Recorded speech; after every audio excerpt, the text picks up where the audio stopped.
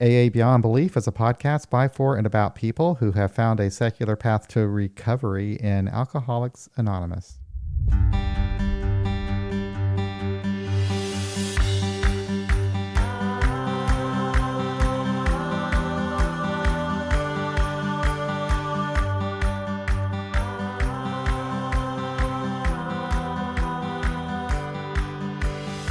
Today, my guest is Gary Chattaway, a recovery advocate from London, England, whose work can be found on his website, thehumanglitch.com, as well as his YouTube channel, Gary Chattaway.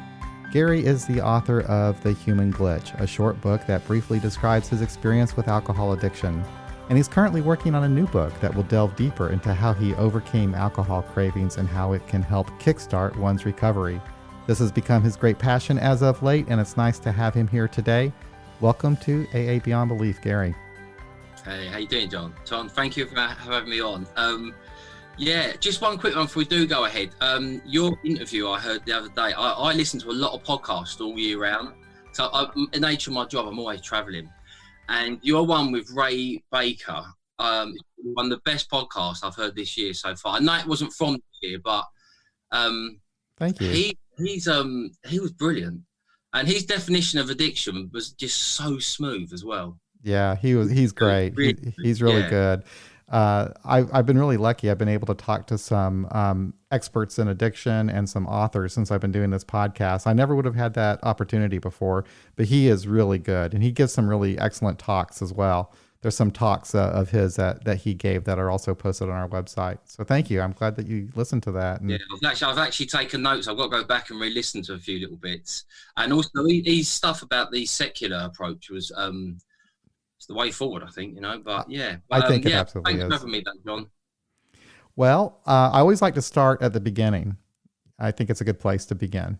So can you give, why don't you go into a little bit about your background, about how you grew up, what your family life was like, when you started having problems with drinking and how those impacted your life.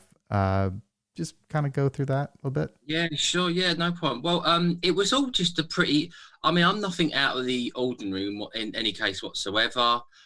Normal loving family. I thought I've got no mental health issues, and it was, as I say, loving background.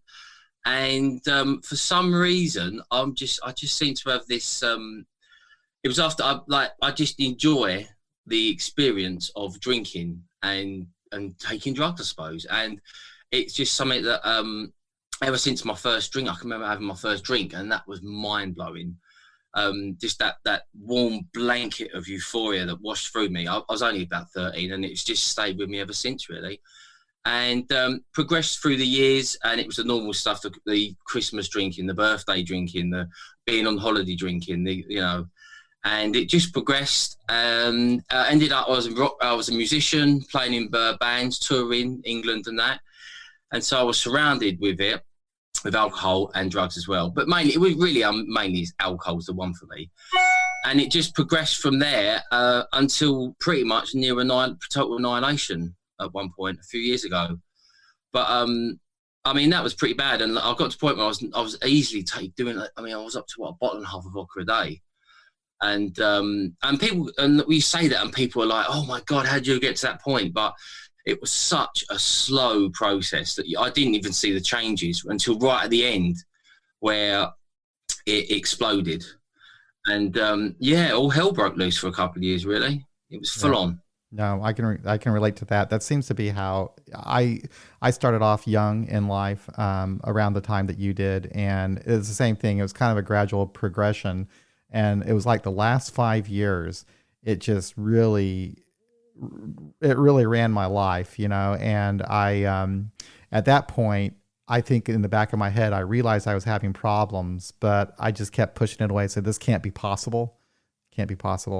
Until my hand was forced. I was basically locked up for a little bit.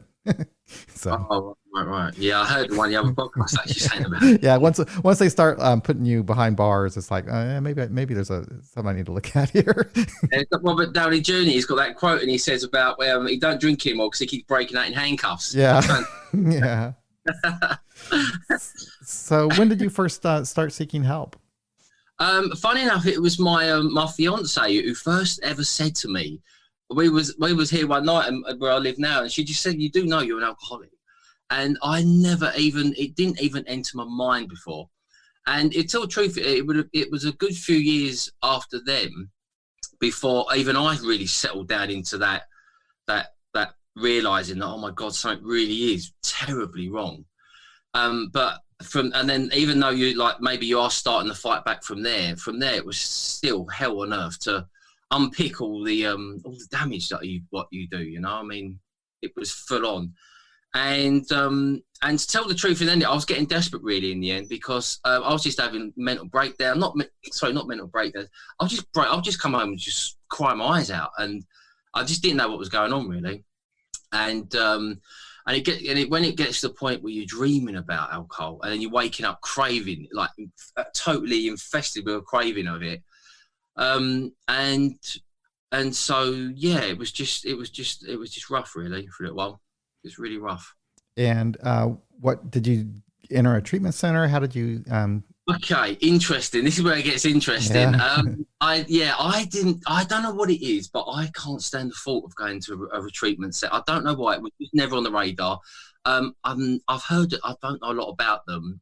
I've heard horror stories about the expense that families put into it, like life savings, and don't always necessarily get the results from that. My first port of call was AA, funny enough, and that was just from a chance meeting. I live in London, as you were saying. I was working in Bethnal Green, and I was doing a job for this gentleman, and he had the Serenity Prayer above on one of his walls, and I just said to him, I recognise that. It turned out he was one of the he's one of the main people, one of the chapters in Bethnal Green. He took me to their meeting. This was at a time when I couldn't walk around with cards or money on me neither, because I would have just spent it. So anyway, he took me to meet him, and the people in there were fantastic. Straight away, I was swamped with phone numbers, and it was odd being there anyway. And no matter what I'd done at that point in my life, everything was odd anyway. But I left there knowing something just didn't really fit there for me in that meeting. I don't know what it was. I mean, this whole thing about God, we can talk about later, but it wasn't really anything to do with that. I didn't really feel, it was still, there were people great, but something wasn't right. And so I left there, and I stumbled around for a little while longer. And then near where I live now, Romford, I come to a few AA meetings around here, and they were even worse. I left there really sad, got a drink, but I was sad because I felt like that was my one thing that I knew about of getting out of it, and I knew deep down that it wasn't going to work. Not the worst it got, that's the wrong thing to say.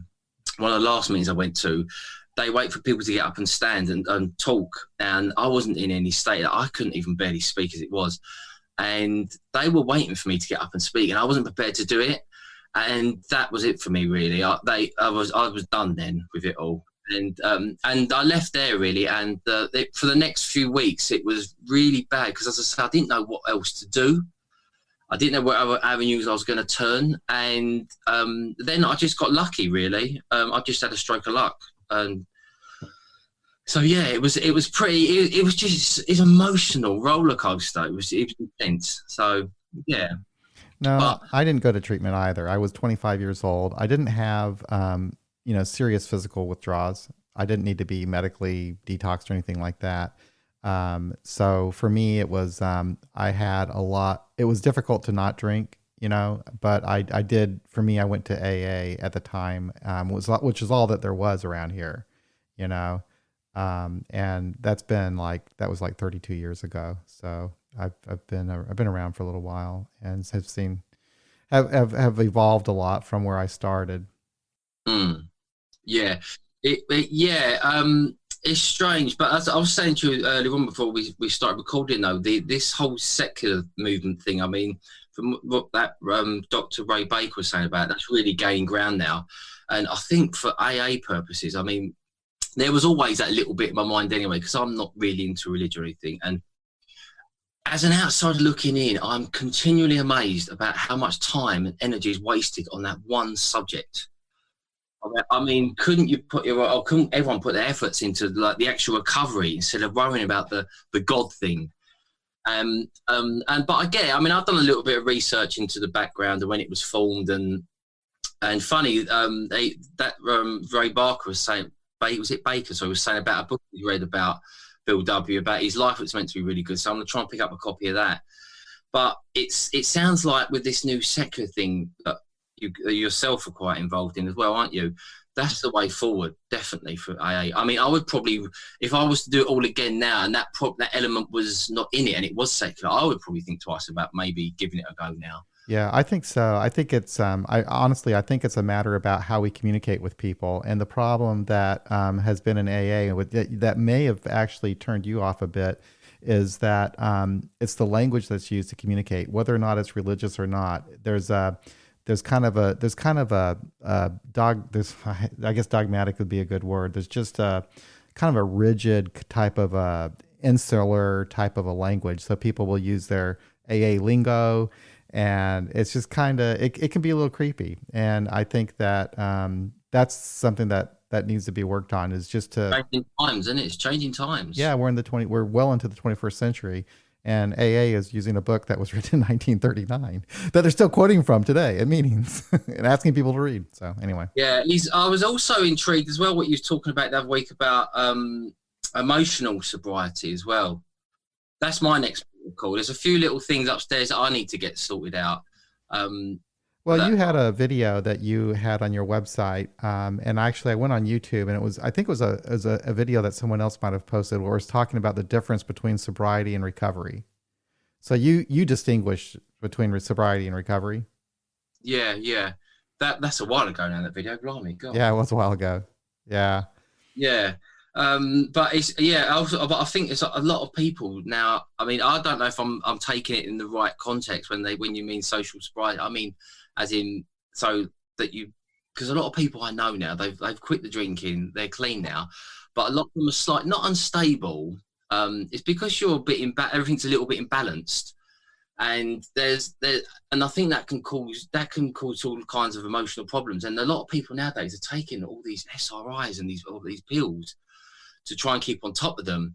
Whereas I'm finding ways now where I can do this through supplements and supplementation. And also good diet, a really good diet, and exercise to try and combat that kind of thing.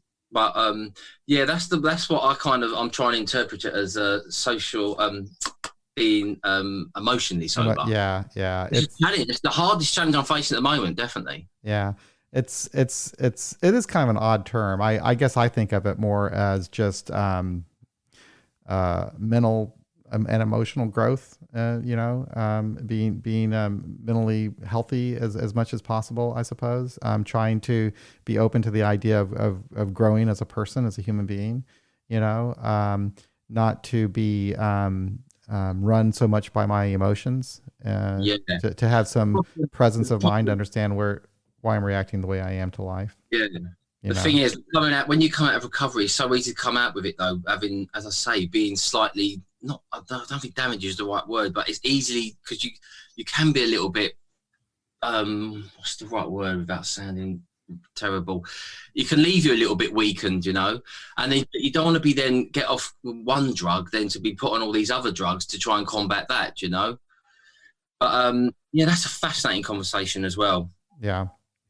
Well, I know that there's a movement here in the States and in England as well, where more people, younger people, are realizing that alcohol itself isn't so healthy, and there's more of a proper understanding of what they used to call alcoholism as being more of on a spectrum of, you might be from bad to worse, I guess, on a spectrum, and people fall in different levels of the spectrum.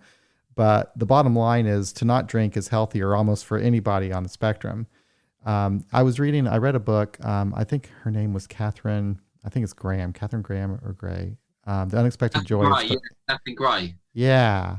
The Unexpected Joy of. Yeah. That's a great book. Yeah, it really is. And in that book, she talks a lot about, a lot about how people today are connecting online. They're finding other resources to connect with people who also want to stop drinking, and they're not so fixated on alcoholism so much as just understanding that, not drinking seems to help me.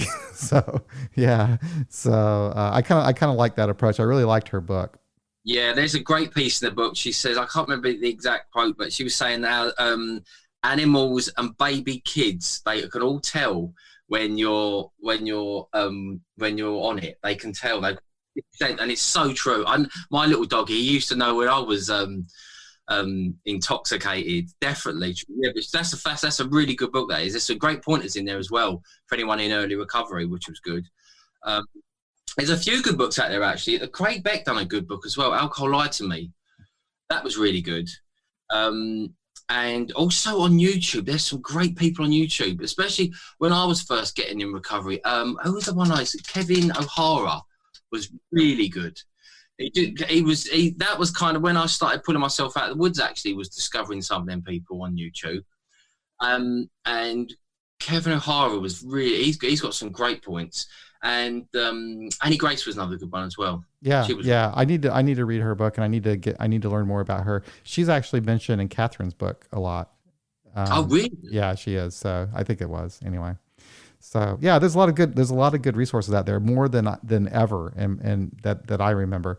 You know, when I was getting sober, it was 1988. There was no internet. There was a library that you could go to with cards that you could sort through to figure out what books might be there. You know, so there wasn't a lot out there. You know, it was more difficult to connect with people, I guess. Then that's what is the game changer today. Is that, look at this, me and you talking. You know, this would not have happened in 1988. No. That's what we say to everyone. That's what scared me when I realised that. For that period in time, it wasn't working for me, because that was all I knew. That's as a way out. Thankfully, I the grace of God to open my eyes a little bit more. But you're right. I mean, back then it must have been even worse. Yeah, I mean, not worse, but you're so limited. Yeah, you were limited. You were limited for sure.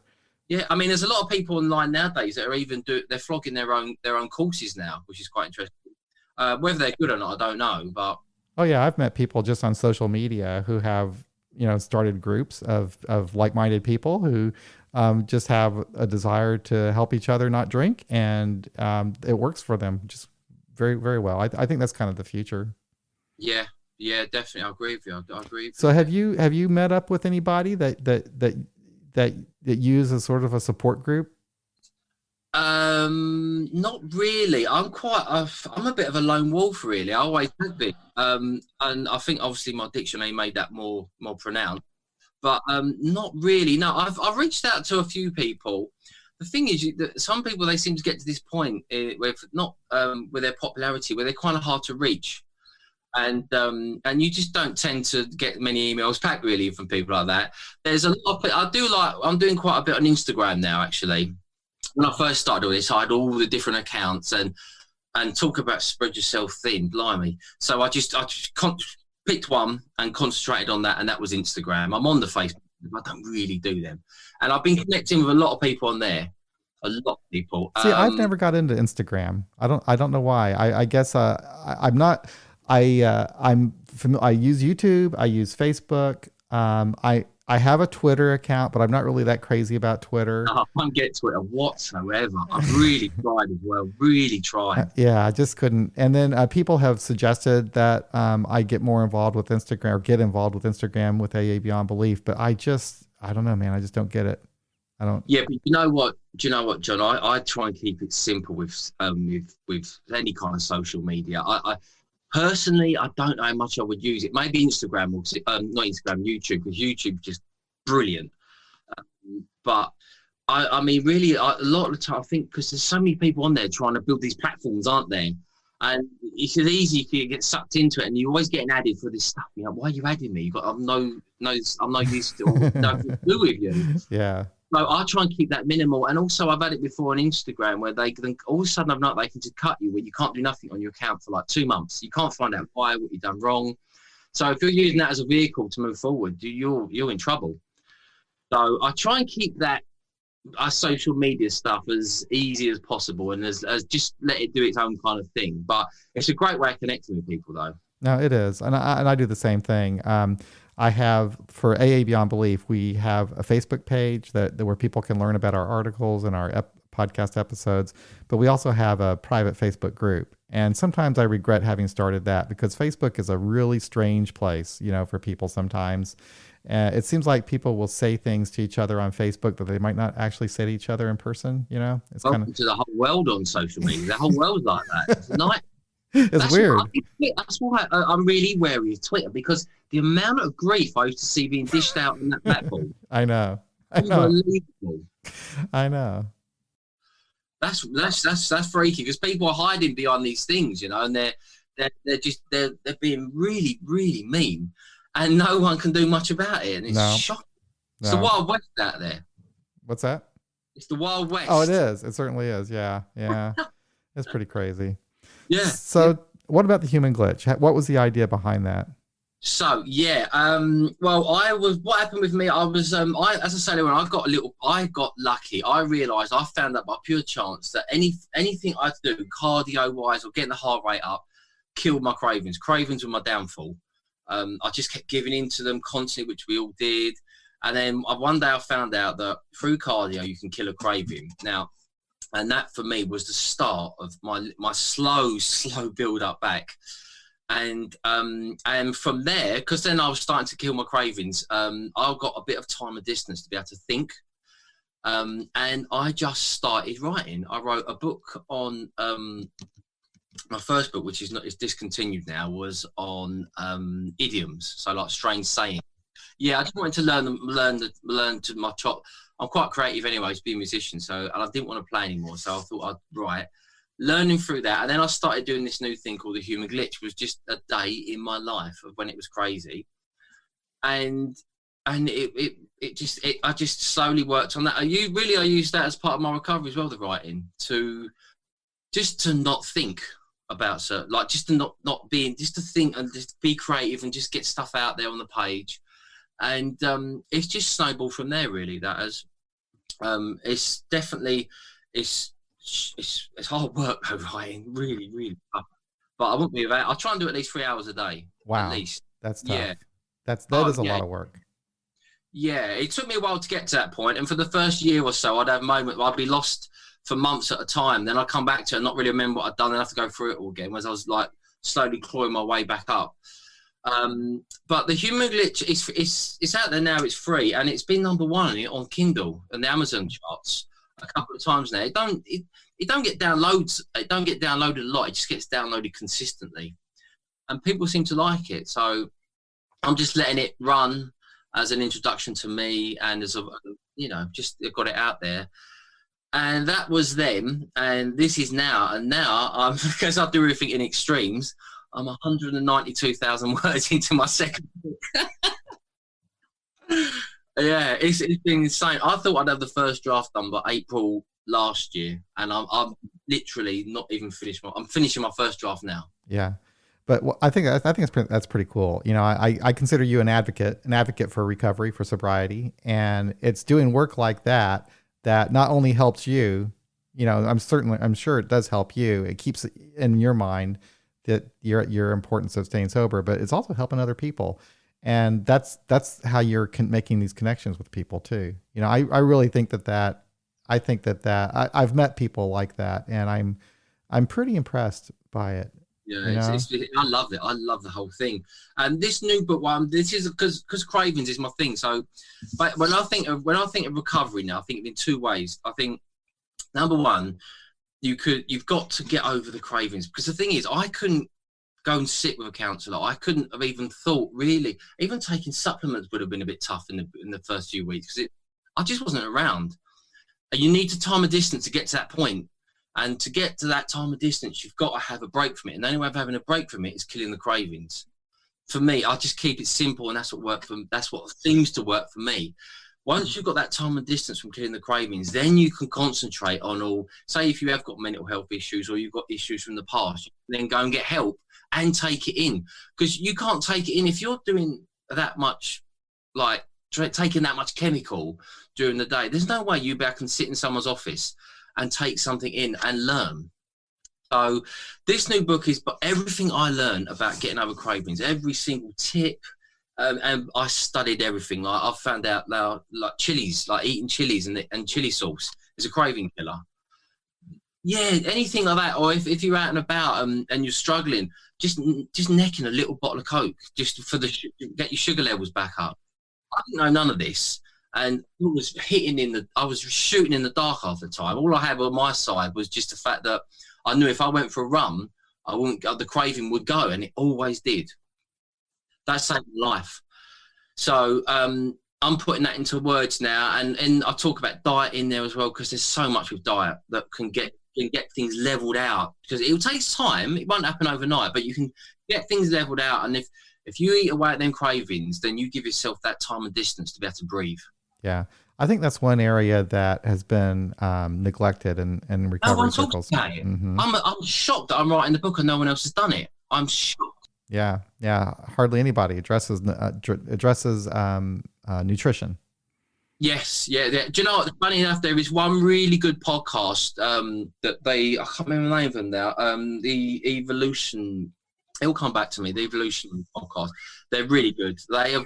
There's one episode on there earlier, number 17 that number 17 show. Sorry, and the whole show is dedicated to supplements.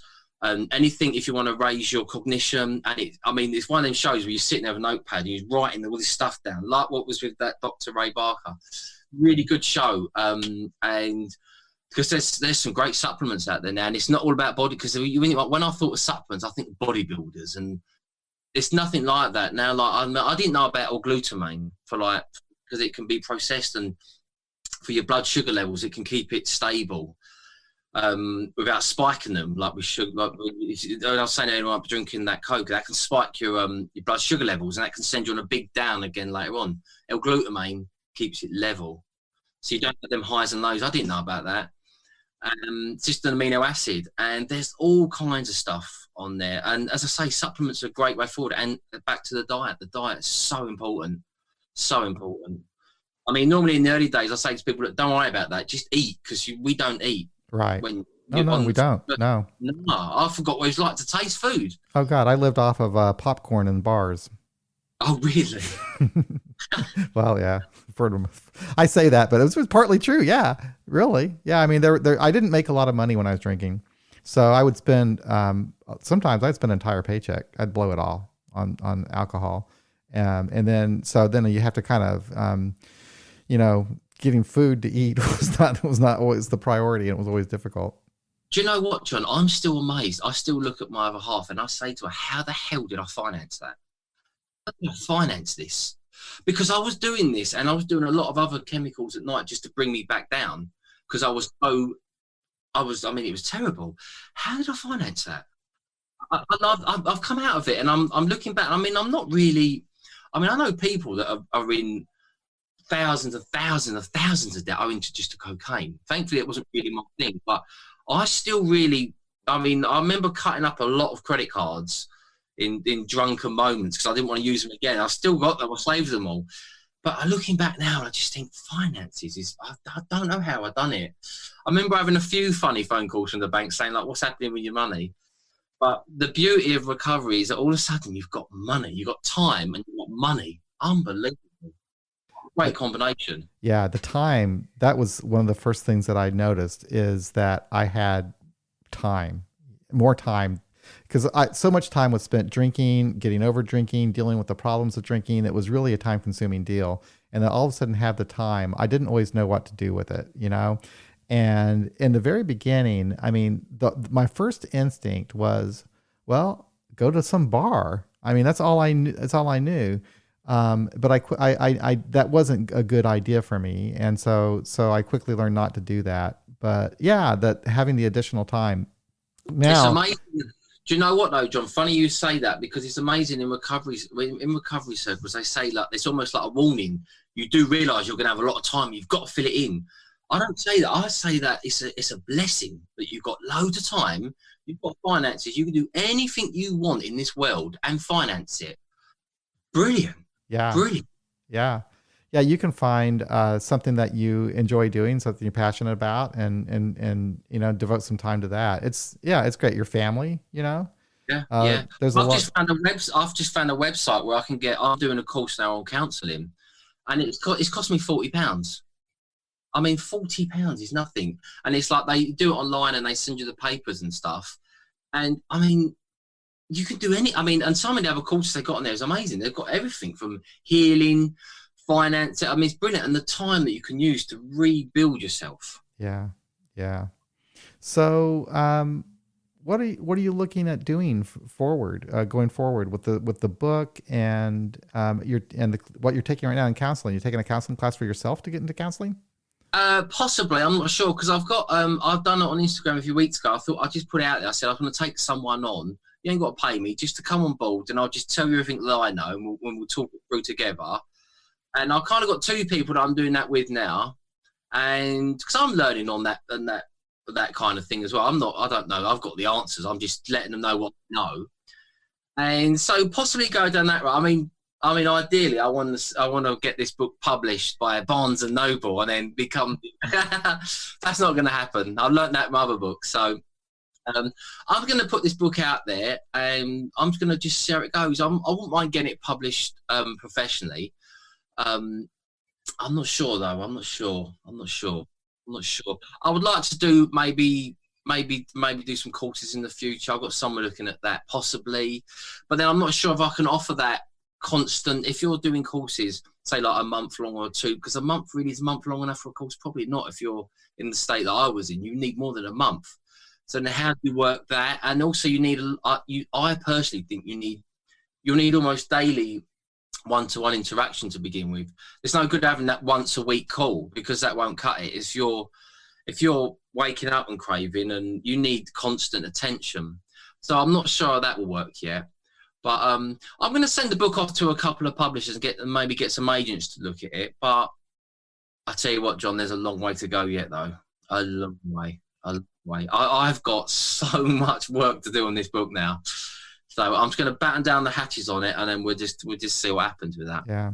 Well, I think you're right about, you have to find a way to deal with those cravings before you can do anything else. That was really my experience. I guess you would call them cravings. I mean, it was definitely for the first 30 days.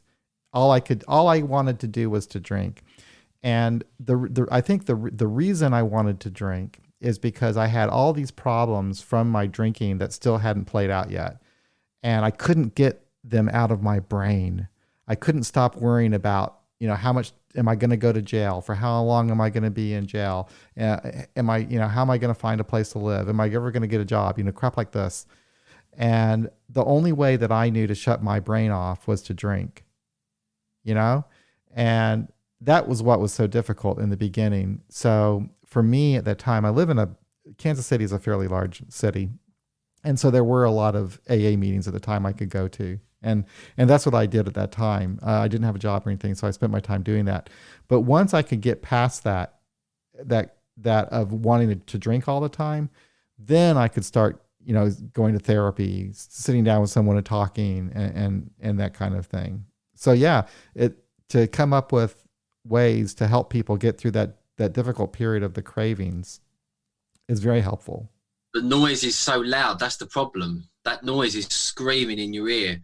That's why when you got that craving, that's why cardio is so good, because it literally crushes you.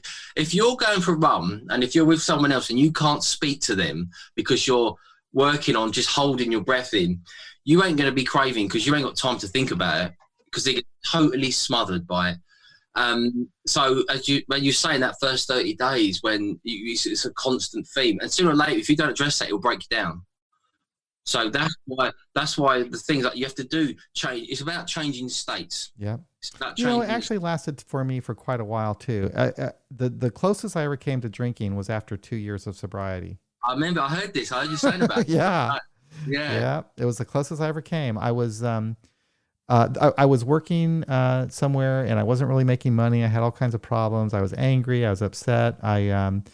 And for whatever reason, I think I was getting gas one day and I was at this gas station and behind the counter was a bottle of brandy and I couldn't get that bottle out of my head.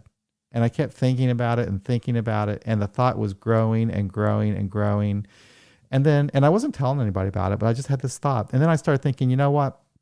I'm going to go to a liquor store. I'm going to get a bottle. And for whatever reason, I decided it was going to be apricot brandy because I had a bottle of apricot brandy with some friends when I was in high school. Anyway, so I was thinking apricot brandy, and I'm going to get that bottle and I'm going to put it in my coat pocket, and I'm going to keep it there in my closet in my coat pocket just so it would be there when I needed it. I know, crazy, isn't it? So anyway, so I did. I went to the liquor store to get that bottle of brandy, and I tell you, it was like in the movies where you just feel like everything, the walls are gonna cave in on you, and you're just you're just panicking. You know, I was in a panic, and I was standing in that fucking place, and I realized, man, I got to get out of here. I turned around and I ran out of there. But that's the damn closest I ever came.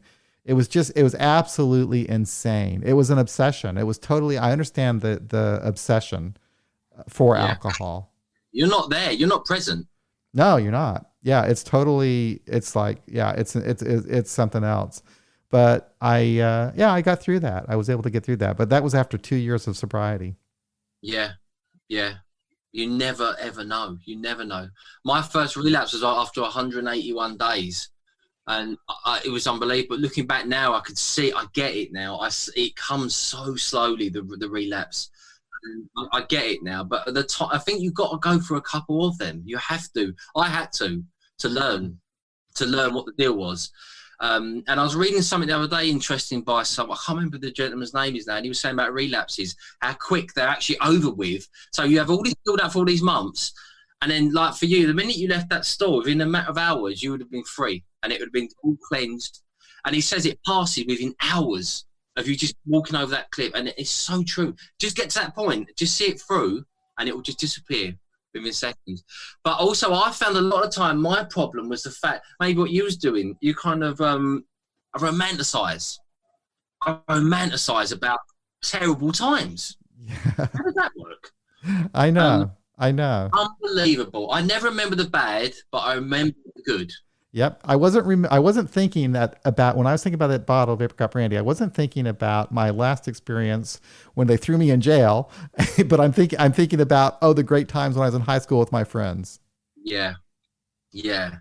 It's all. I mean, I remember times I couldn't take a phone call once because I was great. I couldn't physically speak. And the other downside you've got with the cravings is also that it's how tiring they are when they're gone. Even though sometimes, as I say, look, the craving passes and it's gone, you're still left physically and mentally drained from it. Because you're yo-yoing, aren't you? You're between two sides. I shouldn't. I can, I can't. And it doesn't stop. But yeah, but that must have been great getting over that though. Mm-hmm. Yeah. And I called somebody, a friend of mine, and we just talked about, I told him about that. And we just talked about anything basically. And I think it was just getting out of that damn thing, telling somebody what was going on really helped me out. But yeah, that's the closest I ever came. But that's a good thing you're saying that as well. I was going to say to you about I hear a lot of stuff about this AA online, and people get a bit funny about AA, don't they? And there's a lot of AA bashing out there, but AA's got two really good things going for it that people seem to forget, and they're basic stuff. You were saying there about the sponsor thing on AA is worth gold dust. I mean, even for talking about cravings now, talking to someone is one of the best ways as well to get over it. But also another thing that everyone seems to, they don't really seem to talk about when they talk about AA is the fact that you're surrounded by these like-minded people and they're all looking for the same goal. And not only that, 9 times out of 10, there's always one or two, probably like yourself, like veterans involved in every group. So you've got that figurehead that you can see that actually it's been done. But but when you bring this up to these people, they get a little bit funny about that, man. Yeah, there's a group of people, and I find them online mostly, that are so anti-AA that I can't. I mean, I actually invited one on the podcast, but I don't think she would. That'd be an interesting conversation. Yeah, she wouldn't be interested in even speaking with me, which is fine. And I can understand it to a certain extent. But the thing about AA, it would be like any organization could have these problems, but AA is kind of unique because every AA group is different. Yeah, big time. Very different. And even the meetings within that group can be different. Now, that's not to say that there isn't some overall art culture, that has its problems too. But but it's really on a group by group basis. And it's hard to judge the whole thing by your one experience with one group, you know. Um, but the problems that I see in AA that people have issue with, and there many of them are valid. It's it's this idea of having a rigid one way approach, and sometimes, and as you said, the sponsorship thing can be good, but it can also be dangerous. You know, if you have someone who is trying to manipulate someone, Yeah. I can imagine that. there's a Given the lot age, of issues. But you know, that could happen anywhere. That could happen in Life Ring. That could happen in Smart Recovery. That could happen in the Boy Scouts or the Girl Scouts. I mean, it can happen anywhere. So yeah, there's some advantages and disadvantages to it, for sure. But I think that whether it's AA or anything, I think what helped me was just having some kind of a connection with someone else who also wanted to stop drinking. And it didn't matter if it was what we were doing, but just having a connection with someone like that. And that connection, how often do you get to meetings a week? How not many so times? much anymore, you know. During my, on average, I was probably doing 3 a week, you know, after I'd been sober for quite a while. In my early days, I was going a lot, you know, probably on a daily basis, you know, when I was first, yeah. But as of late, I've really kind of slowed down. I do so much work with the podcast and my website that it's hard to have time to go to meetings. So a lot of my recovery work is now done online more than going to meetings. But I started an AA group, a secular group here in Kansas City about a little over 5 years ago. And I do like checking in on that group because it uplifts it lifts my spirits. It's nice to go there and see people benefit from that, who are making friends, whose lives are getting better, who aren't worried about steps and God and so forth. And just it's just nice to see that it's making a difference in people's lives, and I enjoy that. But yeah, I don't probably get to very many anymore. And right now, because of the pandemic, I don't get to any face-to-face meetings. Yeah. I think it's going to change a lot of things this pandemic, isn't it? Work-wise, face-to-face meetings, everything's going to change. It certainly will. It certainly will, and hopefully for the better. I can definitely see work changing. I mean, I'm doing all of my work from home, and I don't think that's going to end anytime soon. AA, really any kind of social support group, you know, is going to, you know, for a while. And this is just my opinion, but I don't see here in the United States anyway that things are going to get better anytime soon. And if people start meeting again in groups, it's just going to start it all over, you know? So I don't know. So yeah, we're getting used to meeting online. And do you reckon that will, that won't change much though, will it? If you've got all these groups of people, will you still have the same effect? I mean, yeah, I think what will change, hopefully for the better, as far as AA goes, first of all, AA has been slow to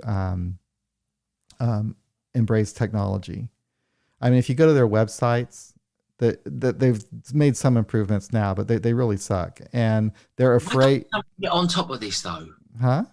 Why don't someone get on top of it then? Well, there's a lot of problems with it, but they were afraid of technology. They were afraid of technology because they have this the concept of anonymity, which I kind of have an issue with, and the whole idea of being anonymous was that you don't act as a spokesperson for AA and anyway, but so anyway, that has made it difficult for people to talk about AA openly on social media. It happens, but and so AA has stayed away from social media. So anyway, so what's going to happen, I think, now is that more AA members are going to get used to using technology, social media, to connect with each other. They're going to meet with people from other countries, states, provinces, cities, who have different experiences. So it won't be so insular. Their minds might open up to new ideas and ways of doing things and communicating about recovery. So I think there could be some benefits that come from it in the long run. Yeah, I sure hope so. Shake up, doesn't it? Hmm? It needs a little shake up. It does. It does. And it would do it the wonders as well. You've got the technology available to you. I mean, you've also got the name. The name AA is still, people know it, you know. Yeah. That's powerful in itself. And another way, though, too, it could also become irrelevant because it's like you don't really need some structure, some building in New York City and some book. You don't really need all of that when all you really need is people like me and you talking right now on Zoom, you know. It's just, so I think that's, you know, that could also change things as well. So I don't know. It's kind of interesting. Right now we're like I say, I'm just going to a few Zoom meetings here and there, but I'm mostly active on the podcast. Takes a lot of time. And your website, that takes up a lot of work as well. You're like updating it all the time, that kind of thing. Yeah, it's huge. We the articles that we post there are written. Nice website, it's nice. Oh, thank you. The articles are written by people within our secular community, so I don't have to worry about actually doing a lot of the writing, but just getting them ready to be put on the website and to communicate with the people who are sending them to us. It could be a full-time job. You get a lot job. of people sending stuff in for that. Not a huge amount. It comes like right now we have enough material to get us through the summer. Oh, nice. Mm-hmm, yeah, but yeah, we don't get like a huge number of submissions, and sometimes that can be a challenge too. But we've got a few people that write for us on a regular basis too, which helps. Nice. Yeah. It sounds like you've got a good thing going on there, John. Well, I enjoy it. It sounds like you do too, and I look forward to following you and seeing how the book turns out. And yeah, I'd like to see you do more on YouTube too, because I am a big fan of YouTube. I'd love to. It's just finding time, to tell the truth, John. Yeah, it's just because obviously where I'm working as well. I mean, that's why I'd like to go full time with it. Then it'd be a different ball game then, if I could do it full time. But I don't have their means yet, but that will come one day. But I would love to. I love YouTube.